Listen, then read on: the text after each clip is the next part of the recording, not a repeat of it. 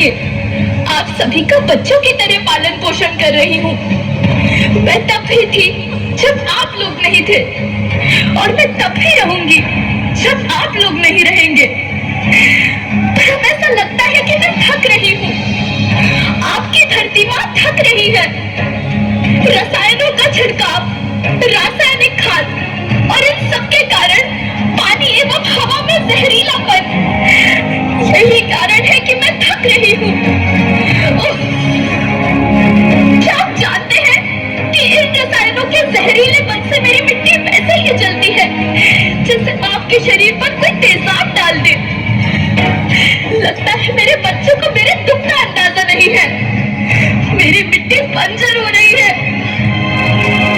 ये रसायन मेरी मिट्टी के उपजाऊपन को खत्म कर रहे हैं और उससे पाए जाने वाला नमक मेरे शरीर में मिर्च की तरह जल रहा है। मेरी फसलों की पैदावार कम हो रही है।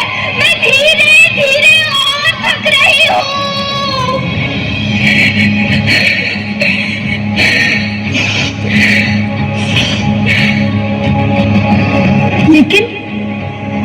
लेकिन अब मुझे याद आता है कि पहले मैं बहुत सुंदर थी, बहुत प्रसन्न थी, हमेशा हंसती थी। मुझे अब भी याद है।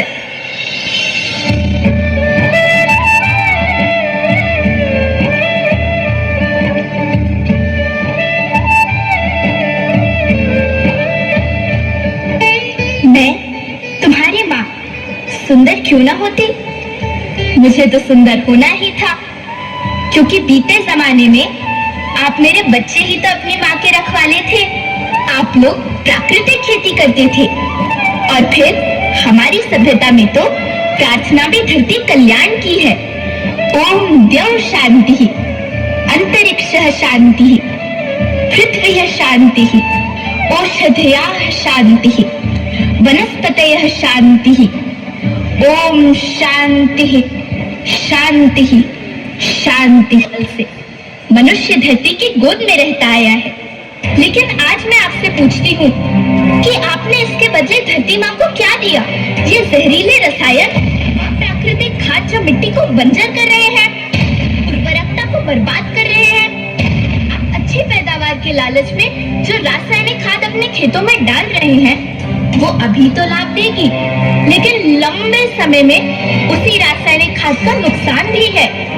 रासायनिक खाद जहर समान है, और तो और फसलों में पानी की खपत भी बढ़ गई है, जिससे खेती की लागत बढ़ रही है और पानी का स्तर जमीन के काफी नीचे जा रहा है।